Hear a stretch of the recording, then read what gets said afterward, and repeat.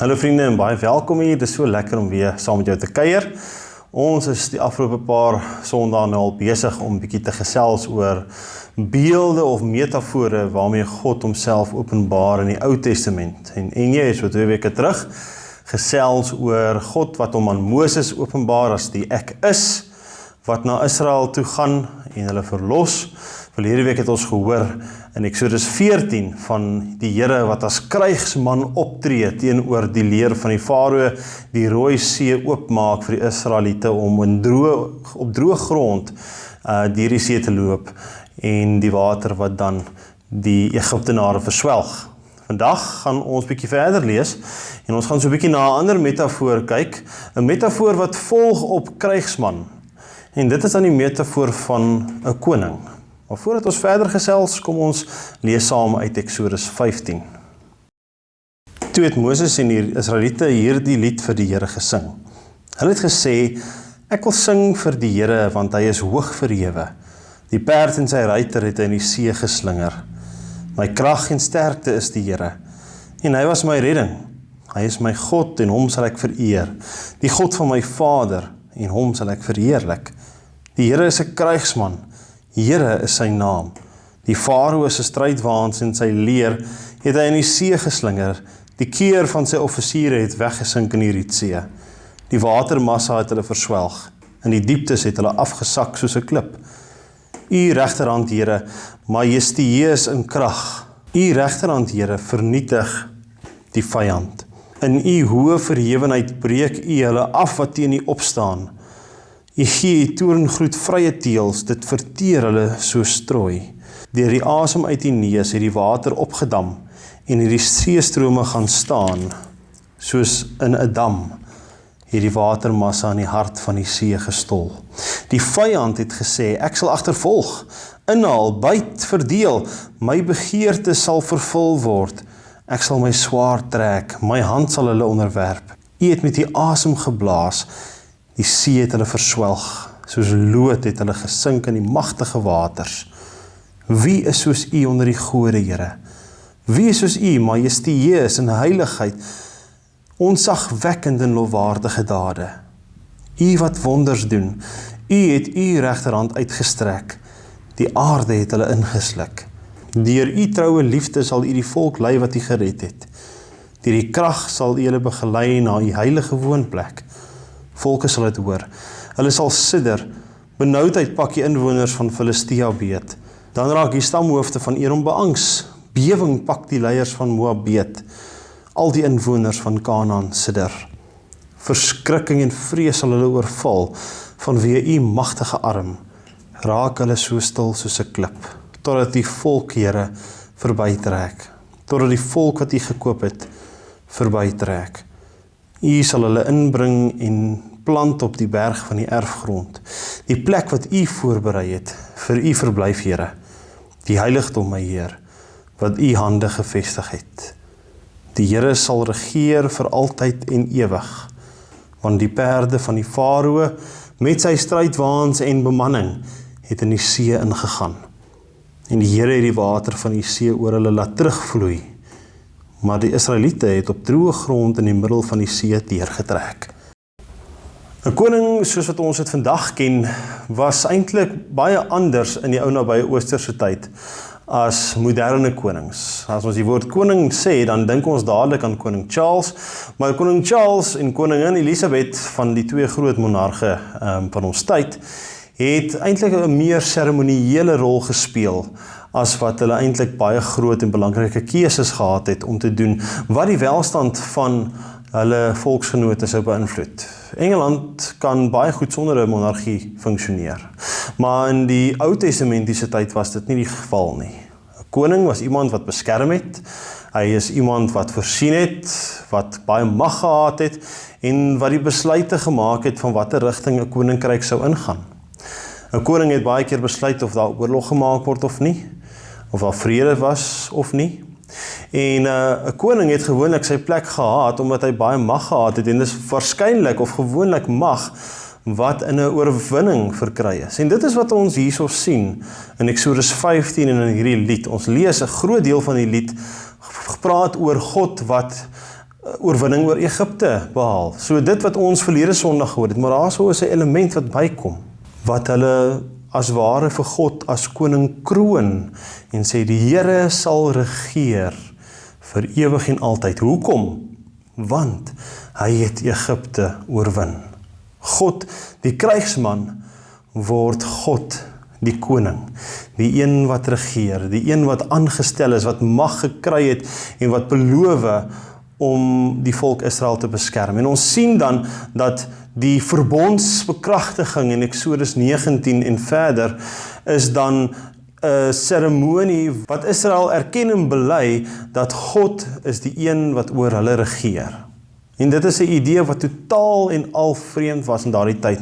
Wanneer ons kyk na die latere geskrifte, as ons hier by Samuel kom en konings, dan sien ons dat Israel kon nie lekker hierdie begryp nie, want al die nasies en al die volke rondom hulle het konings gehad.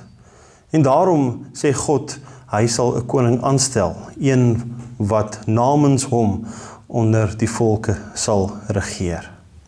Maar ons sien dat 'n koning, en veral God as koning in die Ou Testament, baie keer 'n klompie elemente bevat, sekere eienskappe. En die heel eerste ding wat ons hoor, is dat God, die koning, is heers oor alle ander gode. Ons lees dit hierso, wanneer Moses in hierdie lied vra, maar waar is 'n God soos U? Waar is nog 'n God soos U? U heers oor alle ander gode. Dit beteken, God is verhef bo enigiets anders wat mense dalk belangrik ag of aanbid. Die tweede ding wat ons in hierdie lied raak lees, is dat God is heerser oor die magte van die aarde, die see, en dit wat soms chaos veroorsaak, beheer hy.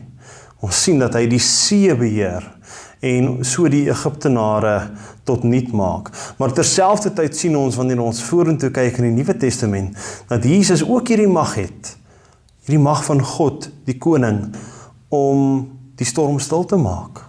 En daarom vra die disippels en die mense op die skip, wie is hy dat hy hierdie dinge kan doen? En derdens is God die een wat in sy liefde mense red, mense help, mense uit die nood uithaal, soos wat hy vir Israel ook doen. Jy sien vriende, spring ons na die Nuwe Testament, dan sien ons iets soortgelyks in Jesus Christus. Ons sien dat God as koning in die Ou Testament regdeur regeer, maar dat hy sy seun stuur om op 'n ander manier te kom oorwin.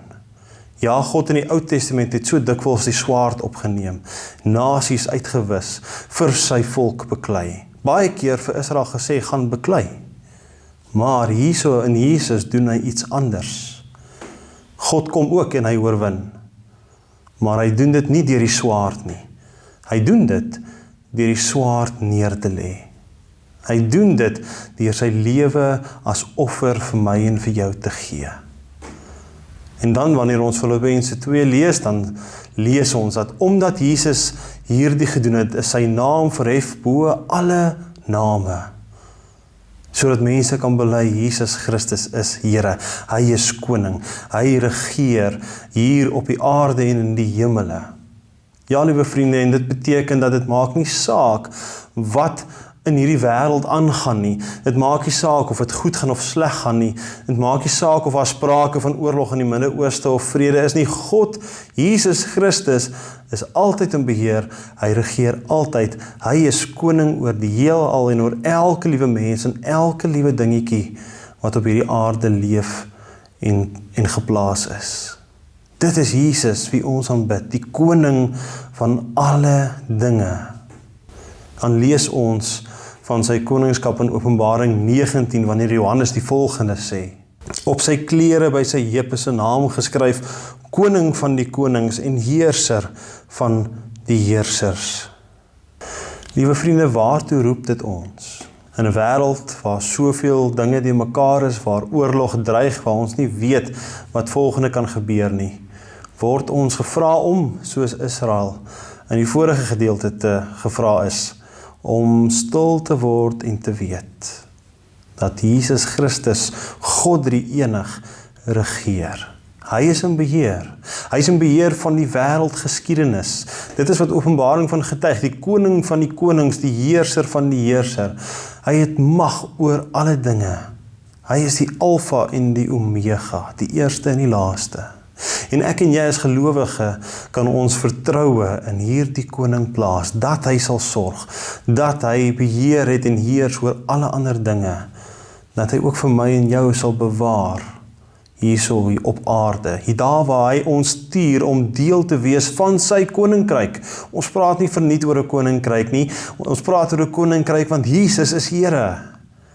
Liewe vriende, ek en jy word uitgenooi, ten spyte van ons omstandighede, ten spyte van die wêreldse bekommernisse, waaroor ons ook al mag wakker lê in die nag, om te vertrou op God, ons koning.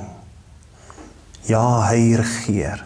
Hy is die een op wie ons hoop kan plaas. Hy het sy seun gestuur en sy seun heers vandag nog tot in ewigheid. Dit is ons belydenis.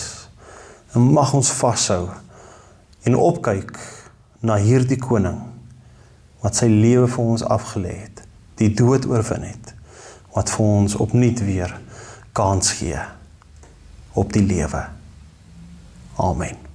Dankie Here vir die groot voorreg wat ons het om U te kan bely as koning. En ons weet dit is al in die Ou Testament so, reg deur die Nuwe Testament, kom bevestig jy dit weer in die heerskappy van Jesus Christus.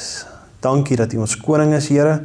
Dankie dat ons kan weet dat U by ons is in 'n de-mekaar wêreld, dat U regeer ten spyte van magte en kragte wat soms ons kom bedreig, wat ons sekerheid bring. Dankie Here dat soos wat U vir Israel verlos het en soos wat U oor hulle regeer het, dat ons 'n vaste sekerheid het in die koning Jesus Christus. En dat ons dieselfde belydenis as Johannes sal kan gee, dat hy en U is die koning van die koning en heersers oor die heersers. Ja, maak nie saak wat politieke magte en kragte besluit nie, ons weet U is in beheer. En mag dit ons troos en ons vrede gee in hierdie dag. Amen.